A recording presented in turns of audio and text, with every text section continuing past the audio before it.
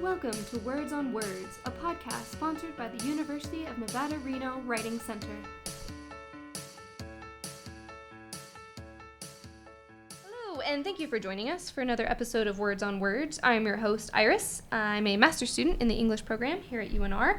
I'm joined today by Zoe and Ash for today's episode. If you want to go ahead and introduce yourself, Zoe, you can go first. Okay, so hi, my name is Zoe. I am an atmospheric science major, which is in the physics department here at UNR. So, hi, I'm Ash. I'm an international business major. Yeah. All right, so today we'll be talking about thesis statements, or more specifically, how to formulate a thesis statement or perhaps edit a thesis statement. These simple sentences can cause a lot of trouble for writers, and we see a fair number of students coming into the Writing Center for help with these thesis statements, especially freshman writers. So a seemingly simple question would be how one picks a topic and narrows it down into a single statement that is the thesis statement. Are there any particular strategies that you use when given either a broad topic or even just a very specific prompt of how you decide on a topic? So I generally try to find a unifying theme. So if it's more easy Easier. It's easier. Wow. That's I fine. can't edit when you're speaking. It's generally easier when you have a broader topic because you'll be writing about, the effects of climate change. But specifically, are you talking about agriculture? Are you talking about human impacts? Are you talking about this? And so it's finding that unifying theme between your main points on whether it's, out of examples, but it's using that to craft a statement that specifically talks a little bit about everything you're talking about. Okay.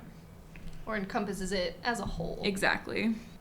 I'm just that obnoxious writer in all of my classes that, ties everything to, queer theory or feminist theory. To me, it's, making whatever I'm writing about something I care about. Okay. So, that's where I start. How can I attach the topic I was given to a topic I actually want to write about, and how do they combine?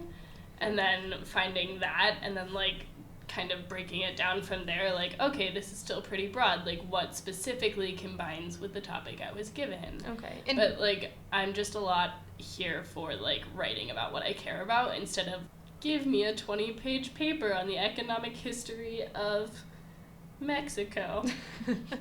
So you were talking about having a broad topic. So how do you know when you are no longer too broad? Because your thesis statement, if it is a 20-page paper, even on Mexican economic history, just saying this paper is about Mexican economic history, that's a book. That's a series of books. That's not 20 pages.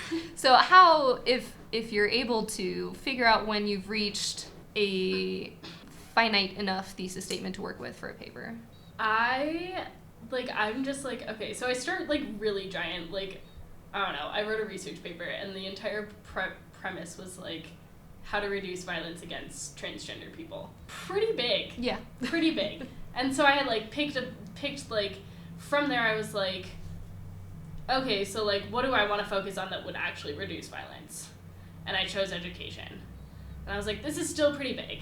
Because education's huge. Are we talking about college, high school, elementary school, blah, blah, so many things. Adulting. And so I was okay, so what inside of education? And I brought it down to let's focus on college. Okay, so inside of college, what do we focus on? And I was how do we change teaching pedagogy to include students that are gender variant? And then I was okay, so are we talking about gender variance and teaching pedagogy? And I was yeah. And so that had to be 20 pages. So I was okay, at this point I'm good. But honestly, and sometimes I'll outline and figure out how much do I actually have to say about this part of this topic or this part of this topic. And if it turns out I have a metric ton of things to say about different parts of the topic, then I still need to narrow down. Okay. If it's so broad that I can be me talking for 18 years on the topic, which I do anyways, about everything. I just never How stop many pages talking. is 18 years? 18. But yeah, if you can continue to talk about it for a long time, It may be too broad. it's too broad. Is that the same problem you'll find in scientific writing? I feel in... So in scientific writing, it has to be way shorter. You get, a really broad topic, but you have 2 to at most 6 pages to do it, unless you're doing a thesis dissertation, and then 25 to 40 is fine. Oh man, so short. But that's just me. We'll move on. But so when you have a short amount of space, you have to really, and like a very definite topic, you have to define exactly what you want to say and be able to say it almost immediately. And so there's less of a creative, well, what do I want to talk about this issue? Because a lot of times they'll be like, well, what are your methods? Like, what did you do to look at, and because I'm atmospheric science, you guys are going to get a lot of fun weather analogies. I love the weather. But it's like, you need to track the hurricane on a big scale, the global scale. Well, you can only do that you can only do that one way for the purpose of that assignment or for that paper. And so you're not going to exactly be like, well, I want to use a different one, so I'm going to explore that and relate it back. That's where you get that freedom in your discussion section where you're like, oh, well, what societal impacts do I care about? Like a lot of times I'll relate it back to human health. For air pollution, I'm like, oh yeah, asthma, very easy. But even then, that's maybe a paragraph. So you have to really decide exactly what you want to talk about. So it might not reflect in your thesis statement, what you're branching off to, because it really just will be like describing, I'm looking at this in this method, and that's all you're going to do. So for Ash's paper example, when would you write that thesis statement? Because I don't know if for scientific writing, that thesis statement is kind of going to be the driver for the rest of what you're looking at. So that has to be decided before. I feel perhaps in more liberal arts, your thesis statement can come later after you've been writing. So I don't know if you ever find that you write your thesis after you've written at least some of the paper, or if you start specifically at the thesis statement and you can't go... I write down a really terrible thesis statement when I start, which is just like, I will be exploring this in this paper, which like I never keep. But like I write that, so I'm like, oh right, this is what I'm doing. Okay, and then I'll like write my entire paper, and I generally end up switching topics somewhere halfway through, and I'm like, oh wait, I like this topic. But so I start with like a thesis statement that I know I won't keep. Okay. And then write like with that kind of in the back of my head, so at least I know where I'm trying to go. And then force myself to reread what I've written and revise the thesis statement based off that. But I always start with this, like, if I don't start at the top of a paper, it's not going to happen. Yeah, I get that mental block where I'm like, this isn't, like, I can't. They're like, skip your intro, skip your thesis, like, start your body. You know what you're talking about. You just don't know how to. And I'm like, no, I don't. And then I get stuck. And so if I'm spending 4 hours on a paper, guaranteed 1 is just on the thesis. Anyways, so after you've narrowed your topic, kind of where we're going now are tools or strategies that you use to develop that thesis. So you talked about how you will write just a junk thesis that'll help you get started. Well, I mean... No, they're trash. Okay. Well, I didn't know if they're just a first draft thesis that'll help you get through at least starting to write your paper. So that's a method that might work for someone else. What other methods do either of you use for? So I use a storyboarding technique, okay. which I learned how to name at a conference for the Writing Center. But so what you do is you write down your main ideas on sticky notes, and you put them up on the wall and see how they work together. And then it's helpful for organization as well to see how your ideas change over time and if they're too similar. And then I'll put the main concepts for my thesis each on a note. So it'll have chunks of I'm going to be discussing this policy.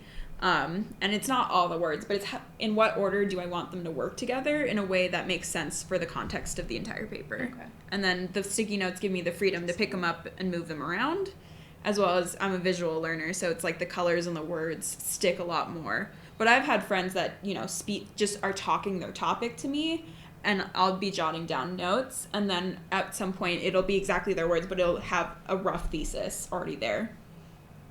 So that's another thing, just coming to the Writing Center and just talking to someone about your topic. If you're really struggling with trying to narrow it down or trying to write one in general, just coming in and talking to one of us as consultants can help you get to that thesis point, because it might just be you're too stuck in the same thoughts in your head while you're trying to write it and you can't get out of that rut. So talking to, I mean, it doesn't have to be us, it can be your roommate, it can be your dog, it can be the wall, I don't care. Dog can't give feedback though.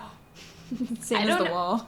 The dog could. It could howl very sadly if you have a terrible thesis. Oh, that's the worst. If you're speaking, if you're reading your paper out loud and the dog in the corner just starts whining, you're like, it's not that bad. But what is needed to make a workable thesis? So we have how to develop one, but what do you actually need as part of your thesis? And this kind of goes into different kinds of theses that exist. So we typically run into the 3-prong thesis, where you have to have your argument and then your 3 supporting details that have to be included in your paper, and that sets up your 5-paragraph essay. So what kind of theses do you see or do you use? See, I've never written a what is it called? A 3-prong thesis, or because that's the A. I always call that an A, comma, B, comma, and C, because you can usually identify it by that, and the variables make sense to my math brain. But there's multiple sentence theses I've heard, and that's just not used in my fields. I also have a communication minor, so I'm not exactly out of liberal arts, just for all of y'all who are like, oh, wait, she talks a lot for a physics major. So it's whenever I'm having a thesis, I try to go by unifying ideas, and I catch myself if I start to make a list. Because I'm a fan of commas, so anything that I can combine into a giant crafted statement looks great to me, and then I read it and I realize that's not even close to coherent. There are words here, but they're not really working together. Yeah, so it's just trial and error to develop a statement. And when I work with students as a consultant, I'm usually if you had to pick one sentence that summed up the entirety of everything you want to say, how can I say everything I want to say without being too vague and too specific? Right. Which is a vague answer in itself. But for grading purposes, maybe professors are asking for the ABC. So they can be here's what you were trying to argue. You tried to have evidence. Yeah. You tried to support an argument. And so perhaps you get points for that. I don't know that I've ever run into that being recommended in any of my classes. Ours is typically there should be one thought that you are trying to prove or that you're trying to support. We don't need to see all your supporting evidence in that thesis statement. We just need to know what it is that you'll be talking about through this paper. And that highlights how theses can change based on field. So I've seen a lot of papers for rhetoric where they'll get to their thesis halfway through the paper after they've established the whole premise of the history of whatever they're looking at. So in those cases, your thesis statement is not even at the beginning of your paper. It shouldn't be at the end of your introductory paragraph. So the multi-sentence thesis would be fine in certain fields. In other fields, you have to have that one single sentence that is going to appear at the bottom of the introductory paragraph, and that's where it's going to be, and it cannot move. So that's what perhaps makes it difficult for incoming freshmen, in that they'll be told you have to write it this way, or they have been told you have to write it this way, and then they'll branch out into the world of college and realize there's no one way. Yeah, no, it really does vary, because I minor in English writing, I'm a major in international business, and I've started having to write things in French. And business hates that I write thesis paragraphs, but I do it anyways. But they're just because business is about being concise. Business, your thesis would be your first sentence in whatever business you're doing. Is get to your point right now, bud. You've got 10 seconds or less. I'm but in English writing, I eventually make my point. Would either of you want to talk about your early experiences in writing a thesis statement? Because I really can't remember anything. I mean, I was taught the 3-prong thesis in high school, because when you're writing AP papers or SAT papers, or even GRE that I learned recently, having that 5-paragraph essay where intro, conclusion, and 3 main points. If you're being short, concise, you do a 3-prong thesis. And then I got to college and I tried to do that, and I was told that swiftly that's not what I'm supposed to do anymore, which is kind of jarring when you're a new freshman. I still think a three-pronged thesis doesn't have to mean you write a 5-paragraph essay. Like, I feel like I have written a three-pronged thesis in a way, or at least have had because of this and this, or something, where I've given, like, specific arguments that I'm making. And it doesn't mean I write one paragraph on that one prong and I write one paragraph on that other prong. It could be there's 5 pages on that first prong and 5 pages on the other prong. So, and that's when you can get away with that. Yeah. But if you're stuck to a 5-page, 3 to 5 page paper, or, you know, there's almost no, you can, if you can find that one unifier and then you avoid that entirely, and then you'll talk about one thing in multiple paragraphs in different ways. Mm-hmm. But yeah, I could see a 3-pronged thesis working for a 20-page paper if you're spending, you know, 6 and then 4 and then 10. Is it, you mentioned the unifying thesis, or the unifying idea, so could it perhaps be that if someone's stuck on that 3-pronged thesis, they haven't quite found that common theme that they're maybe looking for, so in that case their thesis is just incomplete. So it could be, write your 3-pronged thesis like Ash does. You just write a thesis that you're going to work off of for a while, and then you come back later. So for that 3-pronged thesis that you start with, if you're really struggling moving away from that, you can start with that and then go through your paper and try and find that unifying item, or find that unifying idea that you can then turn into your thesis, instead of this is this because of X, Y, and Z. Yes. Okay. Yeah. That's definitely the best process I can think of, instead of getting stuck on, I wrote my thesis, this is my paper now. Yeah. Because papers change over time. My papers never end up looking like what my thesis wants them to look like. When I had the same experience as you, like I was the 3-pronged thesis statement. I don't know how I turned in. Can we call a 3-pronged thesis Triceratops? Sure. A Tricerathes or something? A Triceratops? Yeah. Tricerathesis! The Tricerathesis. I was a Tricerathesis user. Yes. There we go. There we go. Tricerathesis user. And I don't know when I made my venture into thesis statements that last for almost my entire paper. But I do remember, like, it was before here, this school. Okay. And I think it was probably when I was studying philosophy. Philosophy's like one big thesis statement. Kind of. But Another example where field affects your thesis. yeah. But I like originally studied computer science, so I just didn't write for a while. Fair enough. And then I got into philosophy and they were like, You gotta write stuff. yeah, like philosophy was just like, I need like a clear definition of what you're doing with your entire life right now. Wow, okay. That's hefty. So, I don't know. I think I stopped somewhere around upper level, like once I got to the upper levels of my communication classes, because then it was, you know, they were like, you have to talk about communication, you get to pick the specific topic, and then discuss it, and eventually lead into an experiment that I never did, because we just had to propose an experiment in communication. Because, yeah, up until then, I've had professors tell me, use the Triceratheses, because we just want, you know, they're reading 200 papers at a time. Right. So I think it was once the material started getting more comprehensive, and it was more of my voice rather than just getting the theory down. I think that's when it's when they require that elevated level of thinking is when you need to have an elevated thesis. That makes sense. Yeah. I think I stopped using it just because of the field. Anyways, that's our time for today's episode. Thank you for joining us. Thank you, Ash and Zoe, for joining me on our little Words on Words episode for today. And we hope you will join us again at our next episode.